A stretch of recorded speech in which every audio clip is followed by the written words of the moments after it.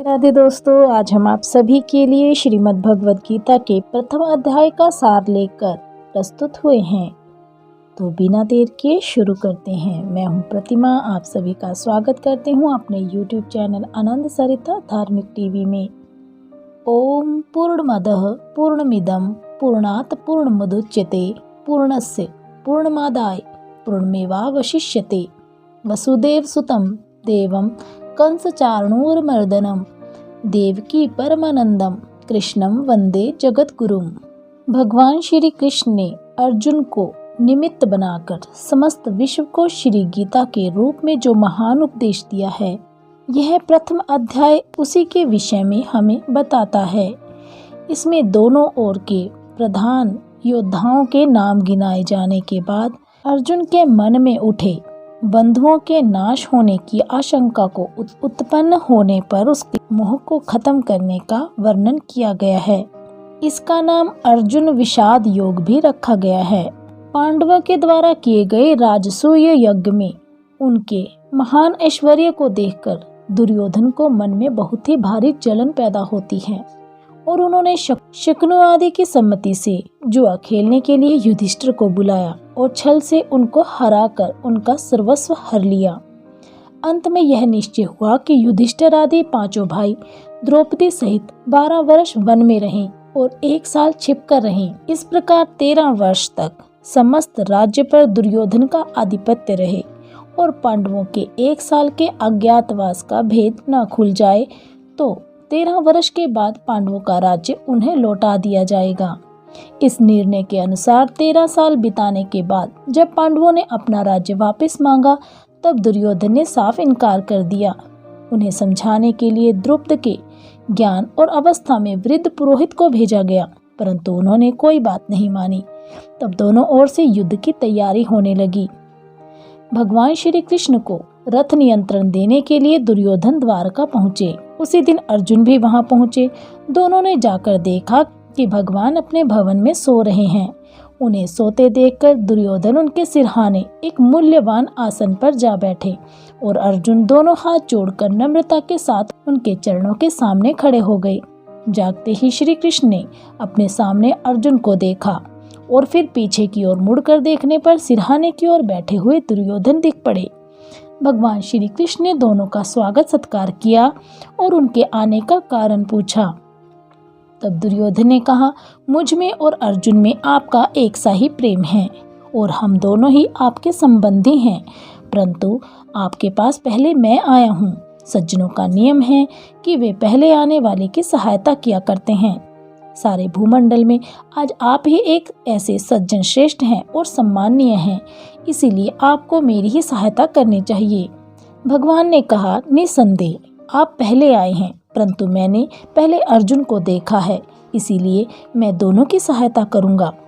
परंतु शास्त्रानुसार बालकों की इच्छा पहले पूरी की जाती है, इसीलिए पहले अर्जुन की इच्छा ही पूरी करनी चाहिए। मैं 2 प्रकार से सहायता करूंगा।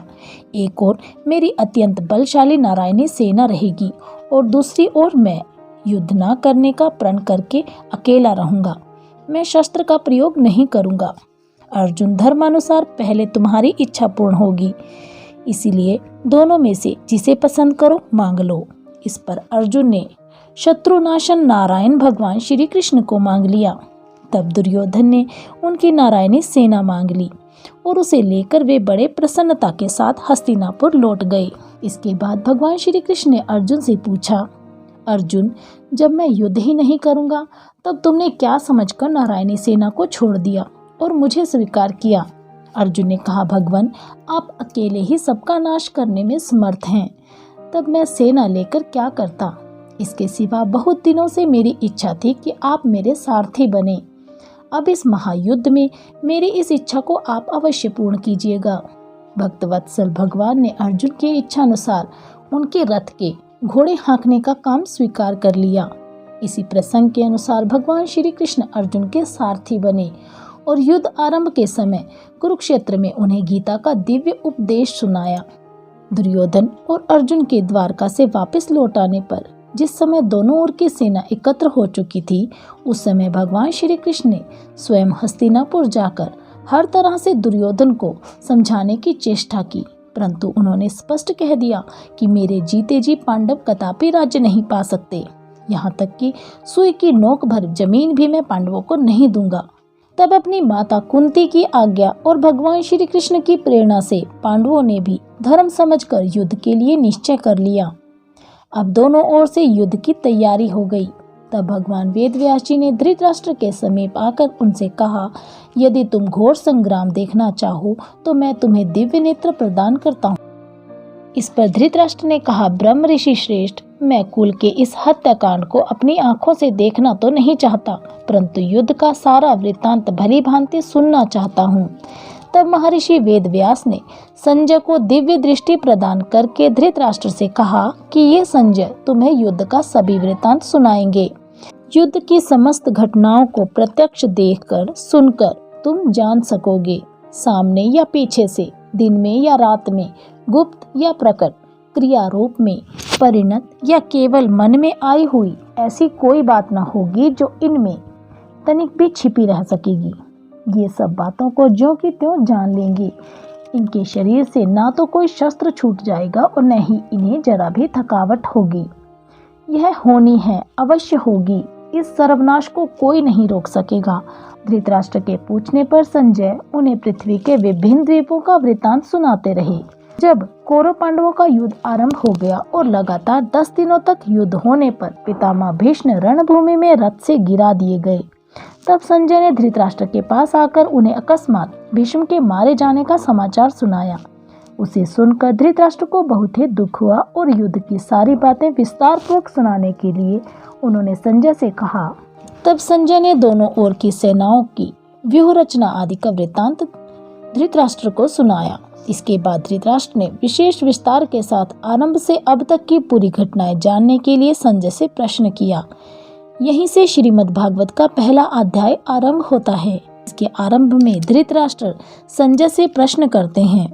धृतराष्ट्र संजय से कहते हैं कि धर्म भूमि कुरुक्षेत्र में एकत्रित युद्ध की इच्छा वाले मेरे और पांडु के पुत्रों ने क्या किया।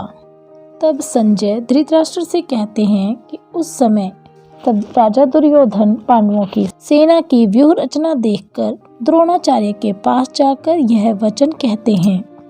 दुर्योधन ने कहा, हे आचार्य, आपके बुद्धिमान शिष्य द्रुपद पुत्र धृष्टद्युम्न द्वारा व्यूहकार खड़ी की गई है। पांडु पुत्रों की इस बड़ी भारी सेना को देखिए। पांडव सेना के व्यूह रचना दिखलाकर अब दुर्योधन 3 श्लोकों द्वारा पांडव सेना के प्रमुख महारथियों के नाम बताते हैं। इस सेना में बड़े बड़े धनुषों वाले तथा युद्ध में भीम और अर्जुन के समान शूरवीर सात्विकी और विराट तथा महारथी राजा द्रुपद, धृष्टकेतु और चेकितान तथा बलवान काशीराज पुरुजित, कुंती भोज और मनुष्य में श्रेष्ठ सैव्य, सुभद्रा पुत्र अभिमन्यु एवं द्रौपदी के 5 पुत्र, ये सभी महारथी हैं।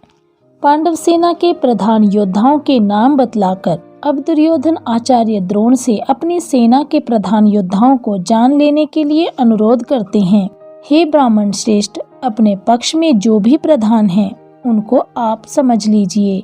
आपकी जानकारी के लिए मेरी सेना में जो सेनापति है मैं उनको बतलाता हूँ।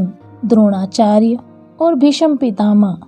द्रोणाचार्य जो महर्षि भारद्वाज के पुत्र थे। भीष्म पितामह राजा शांतनु के पुत्र थे। भगीरथी गंगा जी से उनका जन्म हुआ था। इनका पहला नाम देवव्रत था।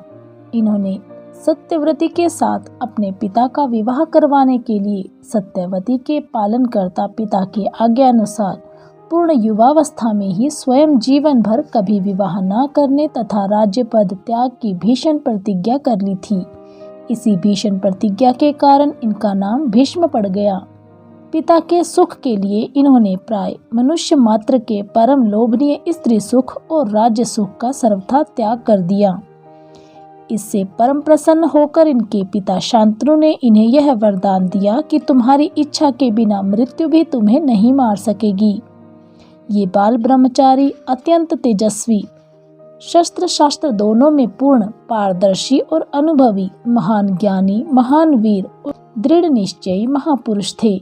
इनमें शौर्य, वीर्य, त्याग, तितिक्षा, क्षमा, दया, शम, दम, सत्य, अहिंसा, संतोष, शांति, बल, तेज, न्यायप्रियता, नम्रता, उदारता, लोकप्रियता, साहस, ब्रह्मचर्य, ज्ञान, वैराग्य, मातृपितृ भक्ति और गुरु सेवन आदि प्राय सभी सद्गुण पूर्ण रूप से विकसित थे।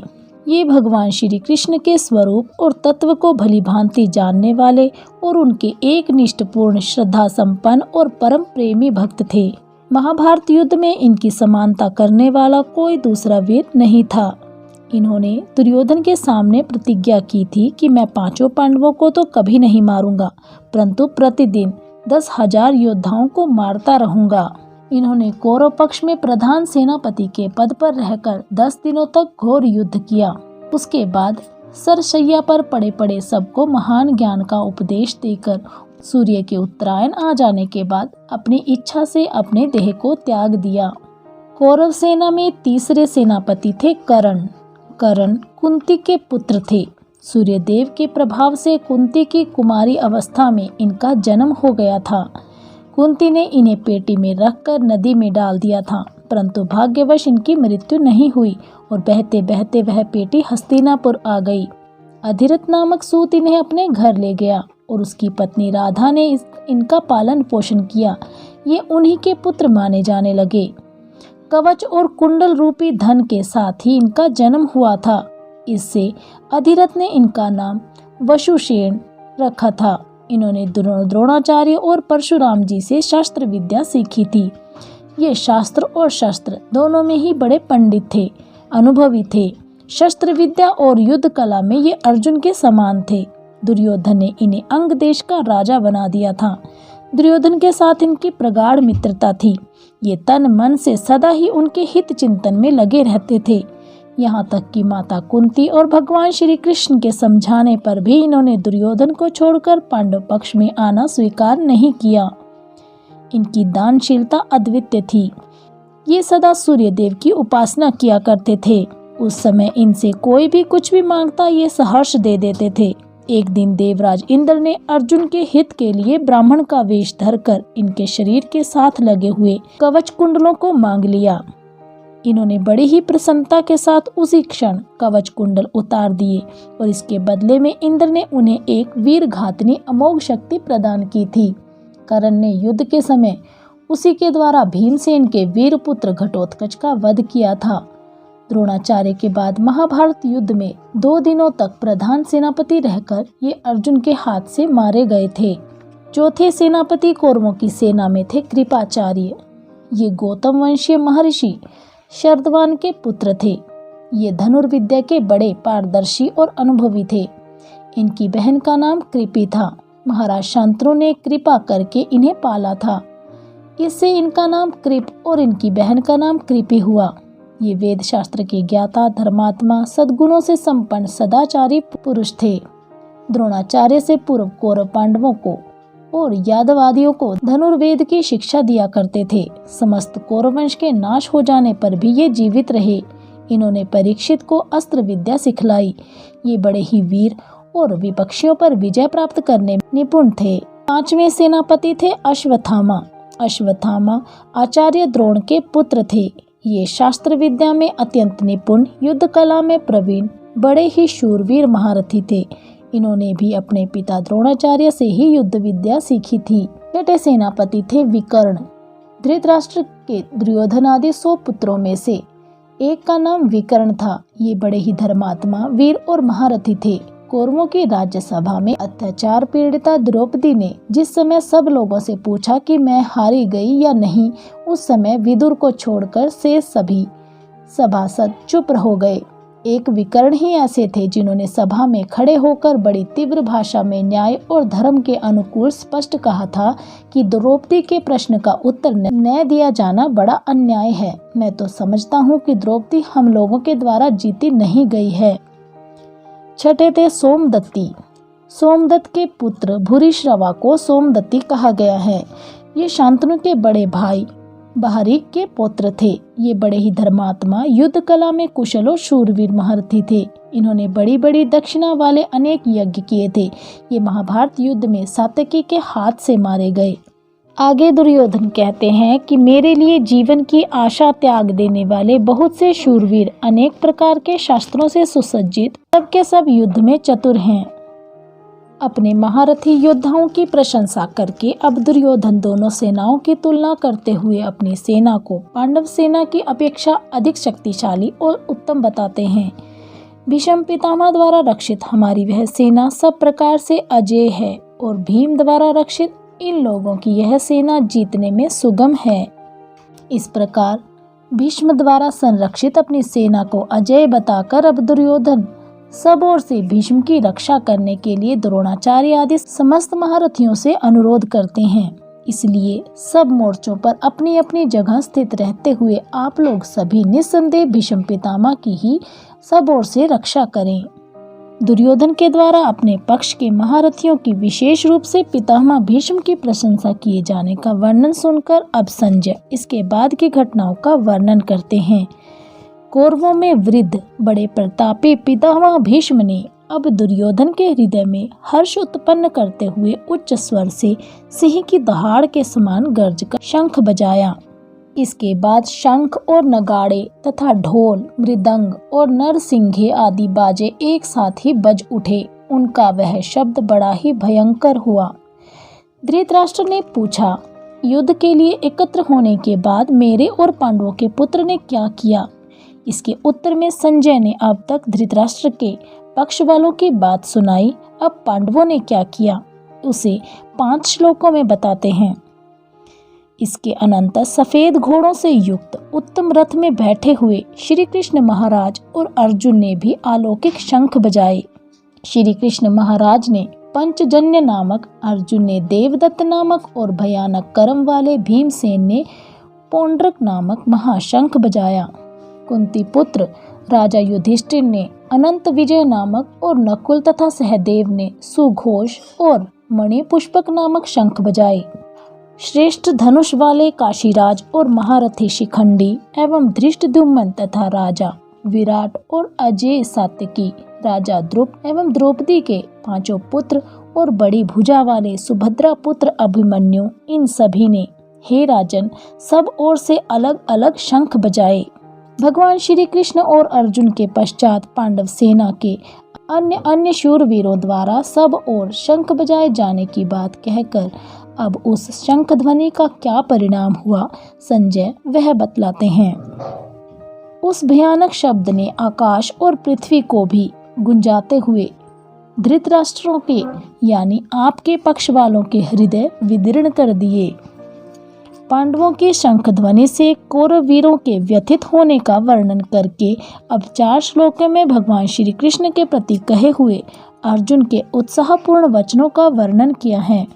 अर्थात पांडव पक्ष के शंखों की ध्वनि सुनकर दुर्योधन आदि धृतराष्ट्र के पुत्रों के और उनके पक्ष वाले अन्य योद्धाओं के हृदय में महान भय उत्पन्न हो गया।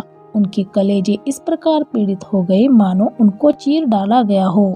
पांडवों की शंख ध्वनि से कौरव वीरों के व्यथित होने का वर्णन करके अब 4 श्लोकों में भगवान श्री कृष्ण के प्रति कहे हुए अर्जुन के उत्साहपूर्ण वचनों का वर्णन किया जाता है।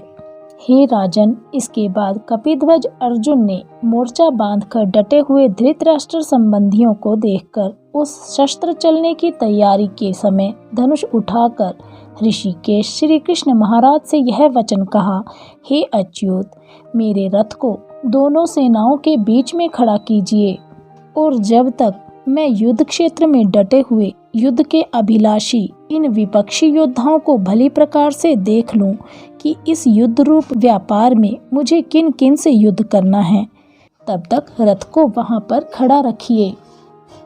दुर्बुद्धि दुर्योधन का युद्ध में हित चाहने वाले जो ये राजा लोग इस सेना में आए हैं, इन युद्ध करने वालों को मैं देखूंगा।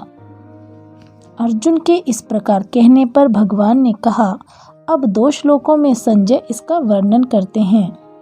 संजय बोले, हे धृतराष्ट्र, अर्जुन द्वारा इस प्रकार कहे हुए महाराज श्री कृष्णचंद्र ने दोनों सेनाओं के बीच में भीष्म और द्रोणाचार्य के सामने तथा संपूर्ण राजाओं के सामने उत्तम रथ को खड़ा करके इस प्रकार कहा कि हे पार्थ, युद्ध के लिए जुटे हुए इन कौरवों को देखो। भगवान श्री कृष्ण की आज्ञा सुनकर अर्जुन ने क्या किया, अब उसे बताते हैं।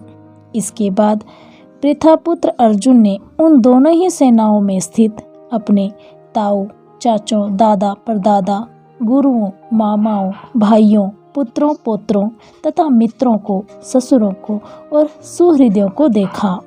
इस प्रकार सबको देखने के बाद अर्जुन ने क्या किया, उन उपस्थित संपूर्ण बंधुओं को देखकर वे कुंती पुत्र अर्जुन अत्यंत ही करुणा से युक्त होकर शोक करते हुए यह वचन बोले। बंधु स्नेह के कारण अर्जुन की कैसी स्थिति हुई, अब 2.5 श्लोक में अर्जुन स्वयं उसका वर्णन करते हैं।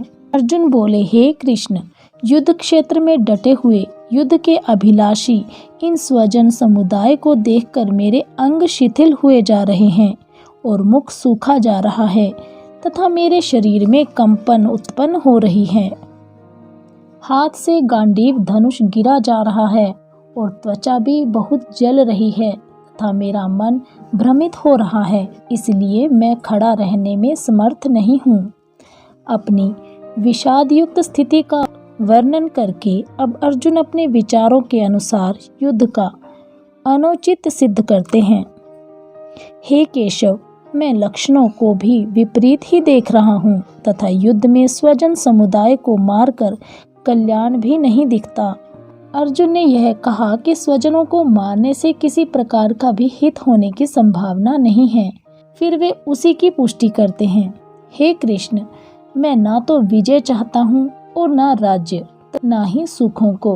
हे गोविंद, हमें ऐसे राज्य से क्या प्रयोजन अथवा ऐसे भोगों से और जीवन से क्या लाभ। तब अर्जुन स्वजन वध से मिलने वाले राज्य भोग आदि को ना चाहने का कारण दिखलाते हैं। हमें जिनके लिए राज्य भोग और सुख आदि अभिष्ट हैं, वे ही ये सब धन और जीवन की आशा को त्याग कर युद्ध में खड़े हैं। अर्थात अर्जुन कह रहे हैं कि मुझको अपने लिए तो राज्य भोग और सुख आदि की आवश्यकता नहीं है, किंतु मैं जानता हूँ कि ना तो इनमें स्थायी आनंद है, ना ही ये स्वयं ही नित्य हैं। मैं तो इन भाई बंधु आदि स्वजनों के लिए ही राज्य पद आदि की इच्छा करता हूँ, परंतु मैं देखता हूँ कि ये सब युद्ध में प्राण देने के लिए तैयार खड़े हैं। यदि इन सब की मृत्यु हो गई तो फिर राज्य भोग और सुख आदि किस काम आएंगे। इसीलिए किसी प्रकार भी युद्ध करना उचित नहीं है। सेना में उपस्थित शूरवीरों के साथ अपना संबंध बतलाकर अब अर्जुन किसी भी हेतु से इन्हें मारने में अपनी अनिच्छा प्रकट करते हैं और भगवान श्री कृष्ण से कहते हैं, हे मधुसूदन, मुझे मारने पर भी अथवा तीनों लोकों के राज्य के लिए भी मैं इन सबको मारना नहीं चाहता, फिर पृथ्वी के लिए तो कहना ही क्या। अर्थात अर्जुन कहते हैं कि विपक्ष में स्थित इन धृतराष्ट्र पुत्रों को और उनके सारथियों को मारने से इस लोक और परलोक में हमारी कुछ भी इष्ट सिद्धि नहीं होगी। जब इच्छित वस्तु ही नहीं मिलेगी तब प्रसन्नता तो होगी ही कैसे। किसी दृष्टि से भी मैं इनको मारना नहीं चाहता। यद्यपि लोभ से भ्रष्टचित्त हुए ये लोग कुल के नाश से उत्पन्न दोष को और मित्रों से विरोध करने में पाप को नहीं देखते, तो भी हे जनार्दन, कुल के नाश से उत्पन्न दोष को जानने वाले हम लोगों को इस पाप से हटने के लिए क्यों नहीं विचार करना चाहिए। अर्थात हम जानबूझकर यह घोर पाप क्यों करें।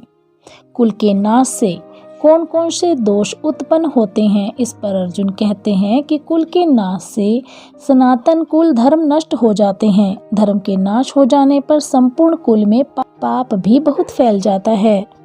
इस प्रकार जब समस्त कुल में पाप फैल जाता है तब क्या होता है। अर्जुन कहते हैं, हे कृष्ण, पाप के अधिक बढ़ जाने से कुल की स्त्रियां अत्यंत दूषित हो जाती हैं और वैष्णवों स्त्रियों के दूषित हो जाने पर वर्ण संकर उत्पन्न होता है। अर्थात उनका विभिन्न वर्णों के परपुरुषों के साथ संयोग होता है। माता और पिता के भिन्न भिन्न वर्णों के होने से जो संतान उत्पन्न होती है वह वर्ण संकर होती है। इस प्रकार सहज ही कुल की परंपरागत पवित्रता बिल्कुल नष्ट हो जाती है। वर्ण संकर संतान के उत्पन्न होने से क्या क्या हानियां होती हैं, अब अर्जुन बतलाते हैं। वर्ण संकर कुल घातियों को और कुल को नरक में ले जाने के लिए ही होता है। लुप्त हुई पिंड और जल की क्रिया वाले अर्थात श्राद्ध और तर्पण से वंचित इनके पितर लोग भी अधोगति को प्राप्त होते हैं। इस प्रकार की संतान के द्वारा पितरों को पिंड और जल नहीं मिलता, उनका पतन हो जाता है। हम लोग बुद्धिमान होकर भी महान पाप करने को तैयार हो गए हैं, जो राज्य और सुख के लोभ से स्वजनों को मारने के लिए उद्यत हो गए हैं। इस प्रकार पश्चाताप करने के बाद अर्जुन अपना निर्णय सुनाते हैं। यदि मुझ शस्त्र रहित एवं सामना न करने वाले को शस्त्र हाथ में लिए हुए धृतराष्ट्र के पुत्र रण में मार डालें तो वह मारना भी मेरे लिए अधिक कल्याणकारक होगा। भगवान श्री कृष्ण से इतनी बात कहने के बाद अर्जुन ने क्या किया, इस जिज्ञासा पर अर्जुन की स्थिति बताते हुए संजय कहते हैं, रणभूमि में शोक से उद्विग्न मन वाला अर्जुन इस प्रकार कहकर बाण रहित धनुष को त्याग कर रथ के पिछले भाग में बैठ गया। अर्जुन के मुखमंडल पर विषाद छा गया और नेत्र शोकाकुल हो गए। उसके मन में कुल नाश और उनसे होने वाले भय का भयानक पाप वह नाना प्रकार की चिंताओं में डूब गए। बोलिए श्री कृष्ण भगवान की जय। प्रथम अध्याय संपूर्ण हुआ। श्रीमद् भगवद गीता के प्रत्येक अध्याय में परमात्मा को प्राप्त कराने वाले योग का वर्णन है। इसी से इसके लिए कृष्ण अर्जुन संवाद योगो नाम कहा गया है। तो कैसी लगी आपको हमारे द्वारा दी गई जानकारी, हमें कमेंट बॉक्स में कमेंट करके अवश्य बताइएगा। यदि आपको कहानी पसंद आई हो तो हमारी वीडियो को लाइक अवश्य करें और भी ऐसी ही धार्मिक कहानियाँ और उनसे जुड़ी जानकारियाँ प्राप्त करने के लिए हमारे चैनल को सब्सक्राइब करें। हमारी सभी वीडियो की अपडेट आपको प्राप्त होती रहे, इसलिए बेल आइकन अवश्य दबाएं और हमारे द्वारा दी गई जानकारियों और कथाओं को आगे शेयर कर हमारा उत्साह अवश्य बढ़ाएं। बहुत बहुत धन्यवाद।